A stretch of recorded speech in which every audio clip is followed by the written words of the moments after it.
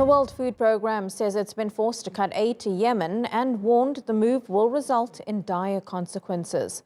The UN agency says it doesn't have the money to sustain its current level of assistance to the country, which has been at war since 2014. It says there could be more cuts if funding doesn't arrive. The change will affect nearly 8 million people. Millions of Yemenis have been displaced and about 80% of the population depends on aid. Dalia Fahmy is an associate professor of political science at Long Island University. She says Yemen has some of the most vulnerable people in the world. The UN has been warning about the atrocities in Yemen since the past 7.5 years, and they've continued to get worse. We know that this war has led to the death of almost 400,000 people, 25% of whom are children. We talk about vulnerability and hunger.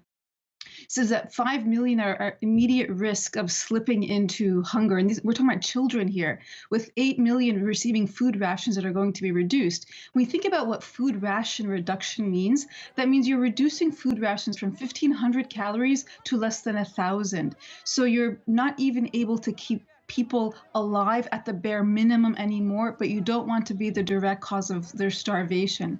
And so what we're seeing is that the atrocities in Yemen are not just because of the war, but because of the implications of the war. This is a war where we've seen that the Saudi-led coalition, supported by the United States and many other countries, has led to the bombing of ports, the bombing of hospitals, the bombing of infrastructure, which has complicated this. Add to the pandemic of the past 2 years, when the UN calls every year, just about this time, for the hunger crisis happening in Yemen, and the international community does not respond, it begs the question of just how much will it get worse before what?